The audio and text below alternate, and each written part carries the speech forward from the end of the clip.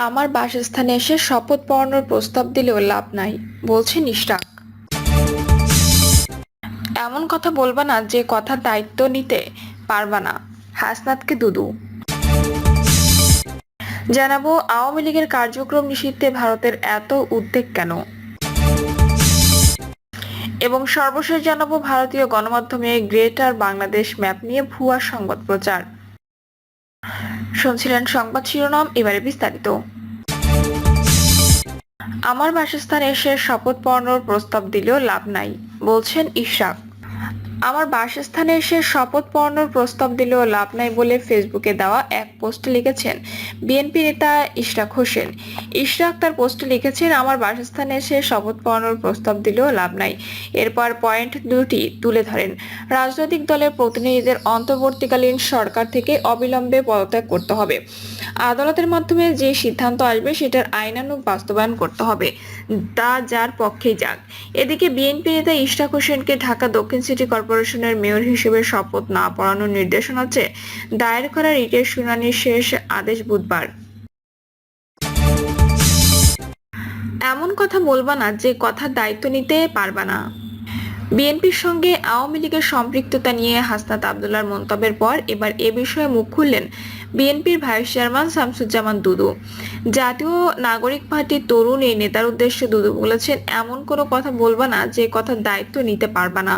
গণতন্ত্রের রীতিনীতি না মানলে ফ্যাসিস্ট হিসাবে চিহ্নিত হবা। আওয়ামী লীগের কাছ থেকে টাকা নিয়ে বিএনপি চলে। এনসিপি দক্ষিণ অঞ্চলের মুখ্য সংগঠক হাসনাত আব্দুল্লাহর এ কথার জবাবে দুদু বলেন, আমি তাকে কথা বলার আগে একটু চিন্তা ভাবনা করে বলতে হয়। এভাবে কথা বললে তোমাদের সম্বন্ধে মানুষের ধারণা কোথায় যাচ্ছে একটু চিন্তা করো। এমন কোনো কথা বলবা না যে কথার দায়িত্ব নিতে পারবে না। হাসনাতের উদ্দেশ্যে ছাত্রদলের সাবেক সভাপতি আরো বলেন, হিসাব করে চলা এবং বলা ও গণতন্ত্রের রীতিনীতি না মানলে ফ্যাসিস্ট হিসেবে চিহ্নিত হবা। এরকম প্রতিহিংসামূলক দৃষ্টিভঙ্গি নিয়ে রাজনীতি করা যাবে না। আওয়ামী লীগের কার্যক্রম নিষিদ্ধে ভারতের এত উদ্বেগ কেন? এত এত হত্যা, গুম আর নির্বাচনের নামে অবিরাম তামাশাকে বাংলাদেশের অভ্যন্তরীণ বিষয় বলেছিল ভারত। এসবে মোটেও উদ্বিগ্ন হয়নি দেশটি। এখন আওয়ামী লীগের কর্মকাণ্ড নিষিদ্ধ করায় ভারত উদ্বিগ্ন। এখন বলছে না আওয়ামী লীগের কর্মকাণ্ড নিষিদ্ধ করা বাংলাদেশের অভ্যন্তরীণ বিষয়, ভাবদৃষ্টি এটি এখন তাদের বিষয় হয়ে গেছে। তার চেয়েও বড় কথা, আওয়ামী লীগের কারি শেখ হাসিনার ছেলে সজীব ওয়াজেদ জয়ের কাছে বিষয়টি কেমন, এ প্রশ্নের জবাবের অপেক্ষা তিনি রাখেন না। নৌকাডুবি হয়ে যাচ্ছে অবস্থাতে বাই বাই টাটা দিয়ে তিনি যুক্তরাষ্ট্রের নাগরিকত্ব নিয়ে ফেলেছেন, নামও আংশিক বদলে ফেলেছেন। নমুনায় মনে হয় তার জ্ঞান এবং পড়াশোনার ব্যাপক প্রচারণা বা এর বিপরীতে যত সমালোচনাই হোক, কবি রবীন্দ্রনাথের নৌকাডুবি উপন্যাসটি তার জন্য বেশ মানানসই। মানুষের কাছে উপন্যাসটির গ্রহণযোগ্যতা এবং ভালো লাগার কারণে চলচ্চিত্র পরিচালক ঋতুপর্ণ ঘোষ নৌকাডুবি উপন্যাসটিকে চলচ্চিত্রের সার্থক রূপদান করেছেন। ছবির গল্পে ফুটে এসেছে নৌকাডুবির এক কাহিনী, যা ঘিরেই পরবর্তীতে মূল কাহিনী আবর্তন ঘটে। নিজের অমত থাকা সত্ত্বেও জগতের পারিপার্শ্বিকতার কারণে রমেশ বাবার পছন্দের মেয়েকে বিয়ে করতে বাধ্য হয়। সদ্য বিয়ে করা স্ত্রীকে নিয়ে নৌকায় করে শহরে যাওয়ার পথেই তাদের নৌকাটি ঝড়ের কবলে পড়ে। কিন্তু ঝড়ে নৌকা ডুবে তার স্ত্রী মারা যায়, আর একজনের সদ্য বিবাহিত নারীকে নদীর ধারে পড়ে থাকতে দেখে রমেশ মনে করে সেই নারী তার স্ত্রী। নিজের স্ত্রী মনে করে তাকে নিজ গৃহে নিয়ে আসে রমেশ এবং একই গৃহে বসবাস করতে থাকে কমলা ও রমেশ। কিন্তু একসময় রমেশের কাছে উদ্ঘাটিত হয় কমলার আসল পরিচয়। রমেশ বুঝতে পারে যে কমলা তার স্ত্রী নয়। তারপর থেকে নানাভাবে ছবির ঘটনার মোড় নিতে থাকে।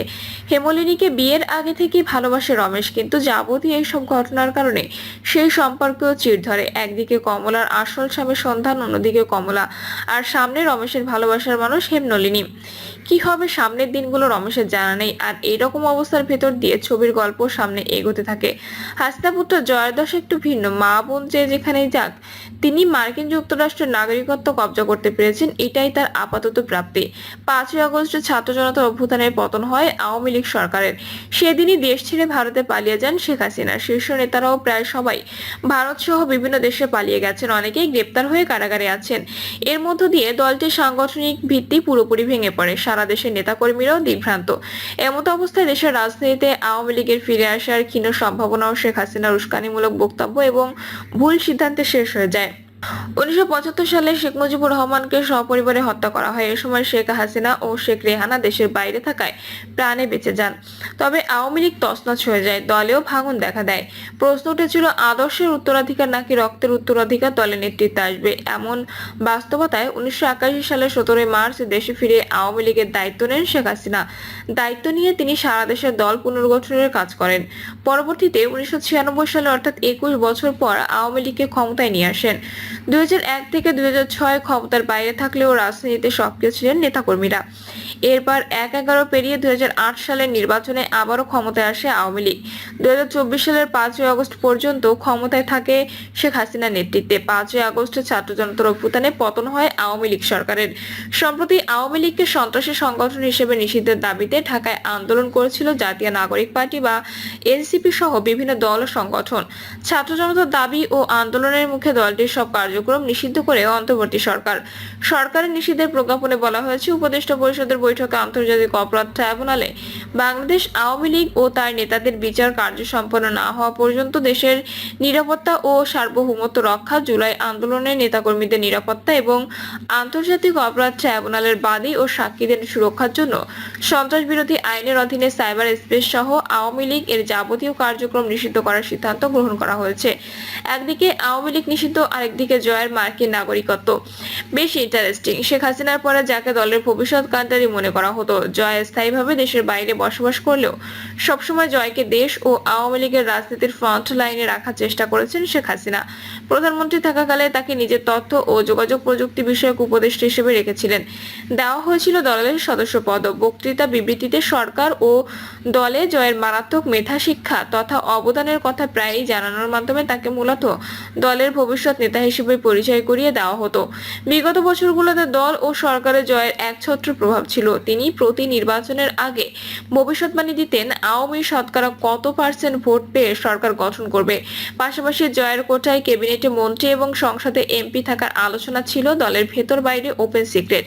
বিশেষ করে আইসিটি সেক্টর সহ আরো বেশ কয়েকটি সেক্টর পুরোটাই ছিল জয় ও তার পছন্দের লোকদের নিয়ন্ত্রণে। আওয়ামী লীগ ও সহযোগী সংগঠনে ছিল একই অবস্থা। পুরনো আওয়ামী লীগারদের পাশাপাশি সজীবদের জয়ের অনুসারী হিসেবে পরিচিত একটি গ্রুপকেও সবসময় লাইমলাইটে রাখা হতো।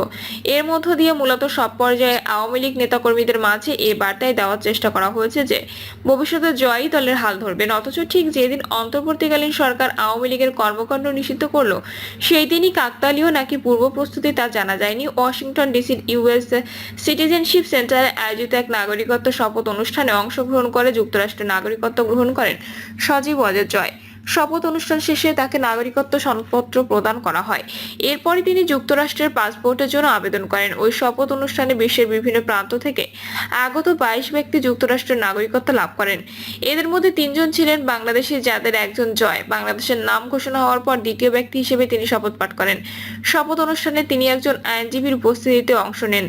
দলের চরম দুঃসময়ে জয়ের এই বাই বাই আওয়ামী লীগের নৌকাকে পুরোপুরি ডুবালো। দলের নেতাকর্মীদের কাছে কষ্টের হলেও এটি বাস্তব। নিয়তির খেলাও বলছে কেউ কেউ। বাংলাদেশের স্বাধীনতার পর আওয়ামী লীগের হাতেই রাজনৈতিক দল নিষিদ্ধ করার কার্যক্রম শুরু হয়।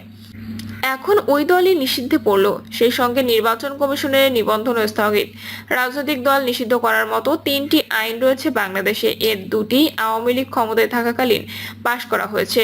বিশেষ ক্ষমতা আইন 1974 এবং সন্ত্রাস বিরোধী আইন 2009। আওয়ামী লীগ প্রণীত সন্ত্রাস বিরোধী আইনের আওতায় আওয়ামী লীগের সব কার্যক্রম নিষিদ্ধ করা হলো। রাজনৈতিক দল নিষিদ্ধ করার মতো আরেকটি আইন হলো পলিটিক্যাল প্র্যাকটিস অর্ডিন্যান্স 1978।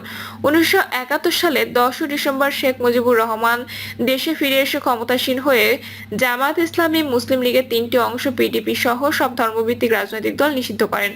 ধর্মনিরপেক্ষ রাষ্ট্র গঠনের নামে এসব দল নিষিদ্ধ করা হয়। স্বাধীনতার পর মতিন আলাউদ্দিনের নেতৃত্বাধীন পূর্ব বাংলার কমিউনিস্ট পার্টি, শিয়া সিকদার নেতৃত্বাধীন পূর্ব বাংলার সর্বহারা পার্টি ও আব্দুল হকের নেতৃত্বাধীন কমিউনিস্ট পার্টি সহ সকল চীনপন্থী কমিউনিস্ট নিষিদ্ধ করা হয়। 1975 সালের 25শে জানুয়ারি সব রাজনৈতিক দল বিলুপ্ত করে একদলীয় শাসন বাংলাদেশ কৃষক শ্রমিক আওয়ামী লীগ কায়েম করেন শেখ মুজিব। আওয়ামী লীগের শাসনামলে 2013 সালে হাইকোর্ট জামায়াত ইসলামের নিবন্ধন বাতিল করে। 2018 সালে জামায়াত ইসলামের নিবন্ধন বাতিল করে নির্বাচন কমিশন। ছাত্র শিবিরও নিষিদ্ধ হয় ওই আমলে। যেসব অভিযোগে রাজনৈতিক দলগুলো বিভিন্ন সরকারের আমলে নিষিদ্ধ করা হয়েছে তার চেয়ে অনেক গুণ বেশি অপরাধ করেছে আওয়ামী লীগ 2009 সাল থেকে 2024-এর 5ই আগস্ট পর্যন্ত। এভাবে বলার পর আর বুঝতে বাকি থাকে না আওয়ামী লীগের যে নৌকা ডুবে গেছে তা আর সহসে ভাসবে না। আর তা অন্য অনেকের চেয়ে বেশি জানেন বোঝেন হাসিনার পুত্র জয়। বাংলাদেশের বিষয়ে যুক্তরাষ্ট্র বেশ অবহিত বলে জানিয়েছেন যুক্তরাষ্ট্রের পররাষ্ট্র মন্ত্রণালয়ের প্রিন্সিপাল ডেপুটি মুখপাত্র থমাস টমি পিগট। জয়েরও কি তা জানার বাইরে? অবস্থা দৃষ্টে নৌকা ডুবলো না ভাসলো তা দেখার সময় কই তার। প্রিয় দর্শক, এই ছিল এখনকার সর্বশেষ সংবাদ আপডেট। সব সংবাদ পেতে চ্যানেলটি সাবস্ক্রাইব করে বেল আইকনটি ক্লিক করে রাখুন।